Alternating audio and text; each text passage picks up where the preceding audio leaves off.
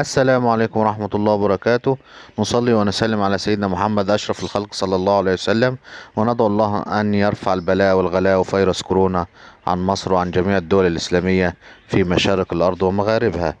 النهاردة هنعمل فيديو أو هنتكلم عن 3 عوامل هامة جدا تجعلك تنجح في تربية طيور الزينة. اول حاجة منها التغذية. يجب طبعا ان احنا نتبع نظام غذائي صحي ويكون متنوع للطعام، وما نعتمدش ان احنا ندي البذور فقط اللي هي البنكم والفلارس والدنابة. لازم ان احنا ننوع في اكلات العصافير زي الانسان كده، لما بيحتاج تنوع في الاكل عشان جسمه ياخد كل الفيتامينات اللي هو محتاجها.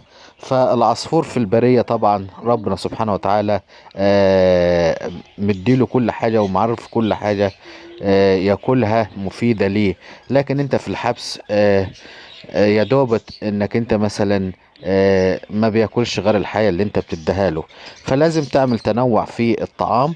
فمثلا لازم نحط له جمح منجوع او الجمح المبرعم، ودي من الحاجات المفيدة جدا للعصافير وبتساعد على الانتاج، وبتساعد كمان في جعل العصافير بتكون تضع بيض بطريقة حلوة جدا.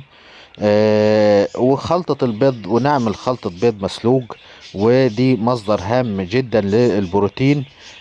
بنعمل نسلق البيض كويس جدا، وبعد كده نقشره ونحط عليه مثلا بقسماط، او مثلا ندج اذا كان عندنا فينو ناشف ممكن ندجه ونخلطه بالبيض المسلوق.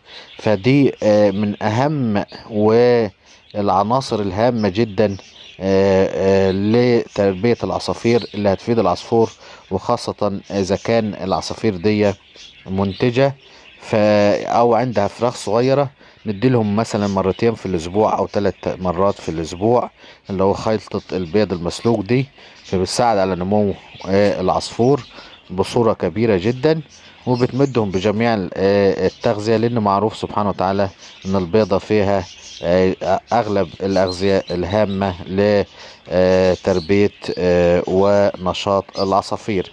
كمان نوضع عظم الحبار، وكلنا عارفين عظم الحبار او السيبيا ده نعلقه في القفص على مدار السنة، لأن ده مصدر هام للكالسيوم بشكل دائم.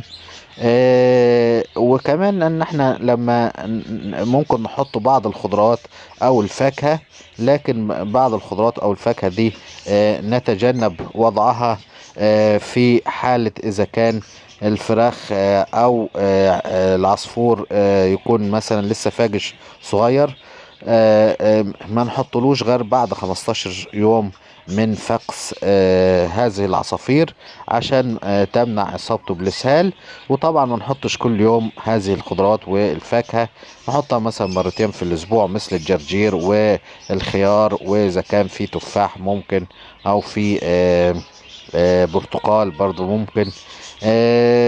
لان طبعا المواد اللي هي تنوع في الاكل وممكن برضو كمان نحط اللي هو الجزر الاصفر ده جميل جدا ومهم للكبد خالص، وبيدي لمعان للريش.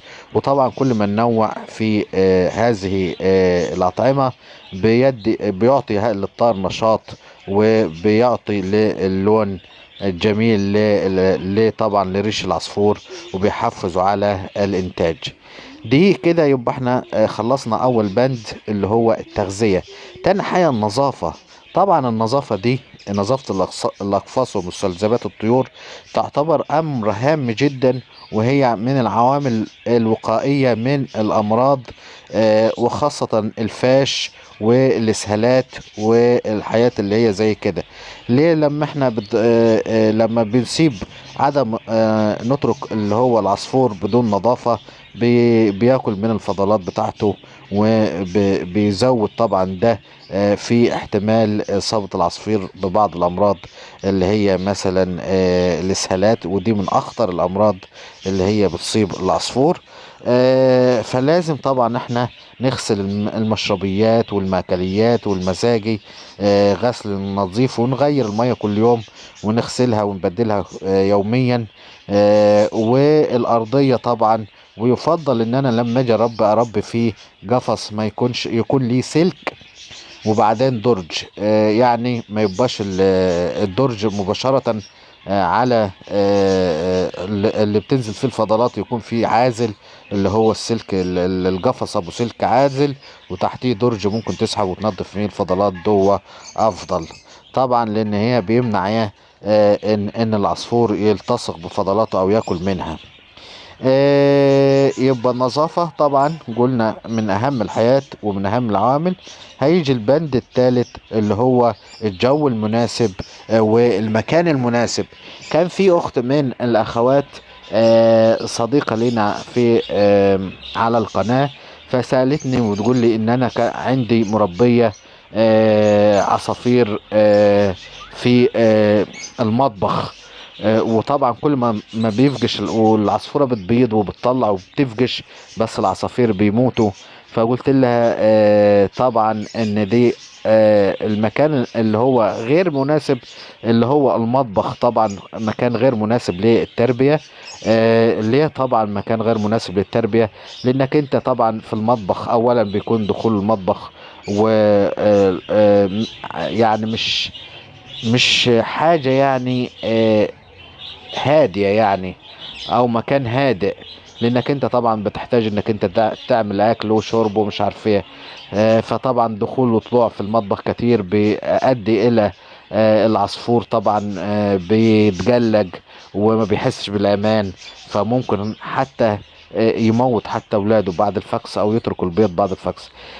تاني حاجة برضو اللي هو ارتفاع درجات الحرارة وانخفاضها، لان الحرارة طبعا وانت بتعمل اكل او شرب في المطبخ طبعا بتولع مثلا البوتاجاز او كده، فبتسخن طبعا المطبخ بيسخن وترتفع درجة حرارته، وبعد كده بعد ما تطفي تروح حصل برودة للمطبخ بطريقة شديدة.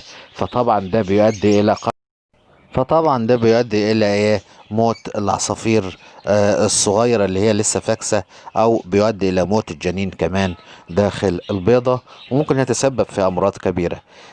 تاني حاجة من العوامل اللي هو الجوية، انك انت لما تربي في بلكونة تكيس الاكياس، تعمل تغليف للاقفاص، وطبعا من قدام ما تجفلش القفص.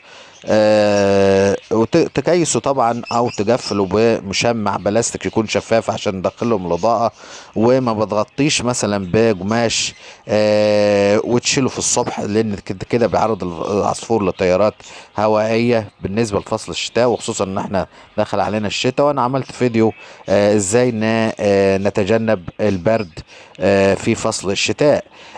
ممكن كمان ان احنا نغطي جنب واحد لو انا ما عنديش اكياس او ما فيش امكانية، وغطيت جنب واحد من اللي هو داخل منه التيارات الهوائية بقماش، ونخليه على طول الشتاء. انا ساعات بعمل كده ما يهمش برضو.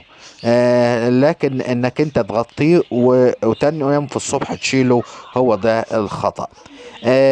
برضو في فصل الصيف ما نحطش العصفور في حرارة الشمس المباشرة، لان طبعا حرارة الشمس المباشرة بتقتل العصفور، والعصفور ما بيستحملهاش. كمان في فصل الصيف ممكن نحط برضو طاسة او حاجة فيها مية عشان العصفور يستحم فيها. ولا تنسوا الاشتراك في القناة وتفعيل زر الجرس ليصلكم كل جديد، ودعمونا بالشير واللايك. والسلام عليكم ورحمة الله وبركاته.